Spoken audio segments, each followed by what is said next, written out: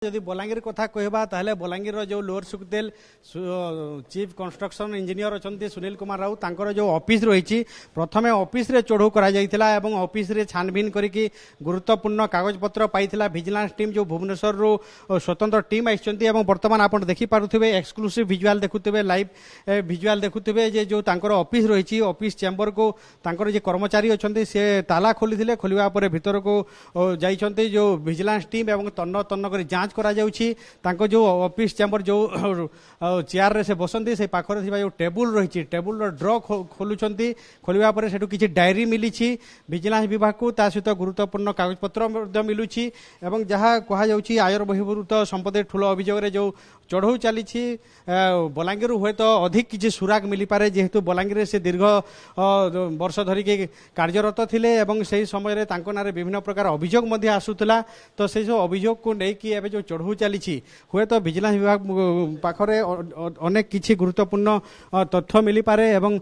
ଦେଖୁଥିବେ ବିଭିନ୍ନ ପ୍ରକାର ଏନଭଲପ ମଧ୍ୟ ଜବତ କରାଯାଉଛି ତା ସହିତ ଡାଏରୀ ଜବତ କରାଯାଇଛି ବିଭିନ୍ନ ପ୍ରକାର ଡକୁମେଣ୍ଟ ଜବତ କରାଯାଉଛି ଏବଂ ଭିଜିଲାନ୍ସ ବିଭାଗର ଟିମ୍ ଯେଉଁ ଅଛନ୍ତି ସେମାନେ କିଛି କହିବା ପାଇଁ ମନା କରୁଛନ୍ତି ଯେହେତୁ ତାଙ୍କ ଉପରିସ୍ଥ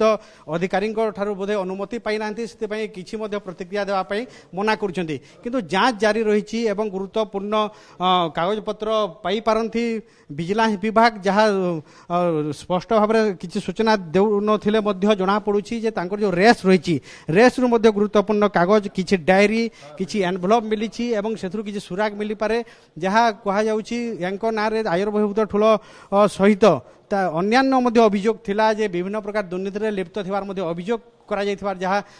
ସୂଚନା ମିଳିଛି ଏବଂ ଚଢ଼ଉ ବର୍ତ୍ତମାନ ମଧ୍ୟ ଜାରି ରହିଛି ଆଜ୍ଞା ଆପଣ କ'ଣ ଅଛନ୍ତି ଏଠି এই যে তালা খোলা বেলা এসে সময় কাহিঁকি লাগিଥିଲା ଆପଣ ଭୟଭୀତ ହେଇଯାଇଥିଲେ ନା ଅନ୍ୟ ଚାବି ଆଣିକି ଇଏ କୋଉଠି ଅଛନ୍ତି ରାଉତ ବର୍ତ୍ତମାନ କୋଉଠି ଅଛନ୍ତି ସେ ଇଞ୍ଜିନିୟର କୋଉଠି ଅଛନ୍ତି ଯେ ତାଙ୍କ ନାଁରେ ଯେଉଁ ଅଭିଯୋଗ ଆସିଥିଲା ଆପଣଙ୍କୁ କ'ଣ କହିଲେ ଭିଜିଲାନ୍ସ ବିଭାଗ କିଛି ତଥ୍ୟ କିଛି ପଚାରିଲେ କ'ଣ ପଚାରିଲେ ଆପଣ କିଛି ପଚାରିନି ତାଲା ଖୋଲିଦେଲି ସାର୍ ସବୁ ଭିତରକୁ ଗଲେ ଏବେ ଅଫିସ୍ ଭିତରେ ଅଛନ୍ତି ଘରକୁ ବି ଯାଇଥିଲେ ମୁଁ ଜାଣି ସାର୍ ଦେଖୁଥିଲେ ଯିଏ ତାଲା ଖୋଲିଛନ୍ତି ସେ କହୁଛନ୍ତି ଯେ ଭିଜିଲାନ୍ସ ବିଭାଗ ଯେତେବେଳେ କହିଥିଲେ ସେ ଚାବି ଆଣିକି ଆସିଥିଲେ କିଛି ସମୟ ଲାଗିଥିଲା କିନ୍ତୁ ତାପରେ ତାଲା ଖୋଲିଥିଲା ତାଲା ଖୋଲିବା ପରେ ଭିତରକୁ ଯାଇକି ତନ୍ନ ତନ୍ନ କରି ଯାଞ୍ଚ କରୁଛନ୍ତି ଯେଉଁ 7 ଜଣିଆ ଟିମ୍ ଆସିଛନ୍ତି ସେମାନେ ପ୍ରଥମେ ଘରକୁ ଯାଇଥିଲେ ଏବଂ ତାଙ୍କ ଘର ଭିତରୁ ମଧ୍ୟ ଅନେକ ଗୁରୁତ୍ୱପୂର୍ଣ୍ଣ କାଗଜପତ୍ର ପାଇଥିଲେ ଏବେ ମଧ୍ୟ ଅଫିସ୍ ଭିତରେ ଯାଞ୍ଚ ଚାଲିଛି ଯେହେତୁ ଲୋଅର ସୁକତେର ଚିଫ୍ ଇଞ୍ଜିନିୟର ଅଛନ୍ତି ସିଏ ଲୋଅର ସୁକତେଲ ପ୍ରକଳ୍ପ କଥା ଯଦି କହିବା ତାହେଲେ କୋଟି କୋଟି ଟଙ୍କାର କାମ ହେଉଛି ସେଇ ଲୋଅର ସୁକତେଲ ପ୍ରକଳ୍ପରେ ଏବେ ମଧ୍ୟ କାମ ଚାଲିଛି ଯେଉଁ ପାଇପ୍ ବିଛା କାମ ଚାଲିଛି ତ କୋଟି କୋଟି ଟଙ୍କାର କାରବାର ହେଉଛି ତ ସେଇ ଜାଗାରେ ଯେତେବେଳେ ସେ ମୁଖ୍ୟ ଯନ୍ତ୍ରୀ ଅଛନ୍ତି ତାଙ୍କ ନାଁରେ ଅଭିଯୋଗ ଆସିବା ନିହାତି ଭାବରେ ଗୁରୁତ୍ୱପୂର୍ଣ୍ଣ ଜିନିଷ ଯେଉଁ କୁହାଯାଉଛି ବିସ୍ଥାପିତମାନଙ୍କ କଥା ଯଦି କହିବା ତାହେଲେ ବିସ୍ଥାପିତମାନେ ଏବେ ମଧ୍ୟ କ୍ଷତିପୂରଣ ପାଇନାହାନ୍ତି ବିଭିନ୍ନ ସମୟରେ ଆନ୍ଦୋଳନ ମଧ୍ୟ କରୁଛନ୍ତି ବିସ୍ଥାପିତ ମାନେ ତ ତାକୁ ନେଇକି ମଧ୍ୟ କ୍ଷତିପୂରଣ କେତେ ଦିଆଯାଇଛି କ'ଣ ଦିଆଯାଇଛି ଆଗରୁ ତ ଅନେକ ଯେହେତୁ ଲୋଅର ସୁକତେଲ କାମ ଯେଉଁ ବନ୍ଦ ରହିଥିଲା ଆଗରୁ ବ୍ୟାପକ ଦୁର୍ନୀତି ହେଇଥିଲା ସେ ସମୟରେ ତାପରେ ପରେ ଆନ୍ଦୋଳନ ହେଇଥିଲା ଏବଂ ସୁକତେଲ ପ୍ରକଳ୍ପ କାମ ଆରମ୍ଭ ହେଇଥିଲା କିନ୍ତୁ ଏବେ ପୁଣି ଥରେ ଯେତେବେଳେ ଆୟର ବହିର୍ଭୂତ ସମ୍ପତ୍ତି ଠୁଳ ଅଭିଯୋଗରେ ମୁଖ୍ୟ ଯନ୍ତ୍ରୀଙ୍କ ବିଭିନ୍ନ ସ୍ଥାନରେ 9ଟି ସ୍ଥାନରେ ଯେତେବେଳେ ଚଢ଼ଉ ଚାଲିଛି ତାହେଲେ ସମସ୍ତଙ୍କ ଭିତରେ ନଜର ରହିଛି ଦେଖନ୍ତୁ ଆମେ ତ ଭିଜିଲାନ୍ସ ବିଭାଗକୁ ପଚାରୁଥିଲୁ ସିଏ କହୁଛନ୍ତି ବଲାଙ୍ଗୀରରେ ନାହାନ୍ତି ଏବଂ ଯାହା କର୍ମଚାରୀ ମଧ୍ୟ କହୁଛନ୍ତି ଏଠି ନାହାନ୍ତି ତ ସେ ବର୍ତ୍ତମାନ କେଉଁଠି ସେ ସମ୍ପର୍କରେ ଆମ ପାଖକୁ ସୂଚନା ଜଣାପଡ଼ି ନାହିଁ କିନ୍ତୁ ବଲାଙ୍ଗୀରରେ ନାହାନ୍ତି ତାଙ୍କ ଯେଉଁ ରେସ୍ ରହିଛି ରେସ୍ରେ ମଧ୍ୟ ସେ ନାହାନ୍ତି କିନ୍ତୁ ତନ୍ନ ତନ୍ନ କରି ଭିଜିଲାନ୍ସ ବିଭାଗ ଯାଞ୍ଚ କରୁଛନ୍ତି ସିଏ ପରେ ଜଣାପଡ଼ିବ ସେ କେଉଁଠି ଅଛନ୍ତି ଏବଂ ତାଙ୍କର ପ୍ରତିକ୍ରିୟା ମଧ୍ୟ ହୁଏତ ମିଳିପାରେ ସେ କ'ଣ କହୁଛନ୍ତି ଘଟଣାକୁ ନେଇକି କିନ୍ତୁ ଗୋଟେ କଥା ଯଦି କହିବା ତାହେଲେ ପୁରା ଜିଲ୍ଲାରେ ଚର୍ଚ୍ଚାର ବିଷୟ ହେଇଛି ଯେ ଲୋଅର ସୁକତେଲ ପ୍ରକଳ୍ପର ମୁଖ୍ୟ ଯନ୍ତ୍ରୀଙ୍କୁ ଆୟର ବହିର୍ଭୂତ ଠୁଳ ଅଭିଯୋଗରେ ତାଙ୍କର ବିଭିନ୍ନ ସ୍ଥାନରେ ଚଢ଼ଉ ଚାଲିଛି ଏବଂ ବର୍ତ୍ତମାନ ପର୍ଯ୍ୟନ୍ତ ଯଦି କହିବା 9ଟି ସ୍ଥାନରେ ଚଢ଼ଉ ଚାଲିଛି ତା ଅର୍ଥ ବ୍ୟାପକ ଭାବରେ ଆୟର ବହିର୍ଭୂତ ଠୁଳ ହେଇଥାଇପାରେ ପକ୍କା ସୂଚନା ପାଇଛି ଠୋସ୍ ପ୍ରମାଣ ପାଇଛି ତାପରେ ହିଁ ଚଢ଼ଉ କରାଯାଇଛି ତ ବର୍ତ୍ତମାନ ଯେଉଁ ଭିତରେ ମଧ୍ୟ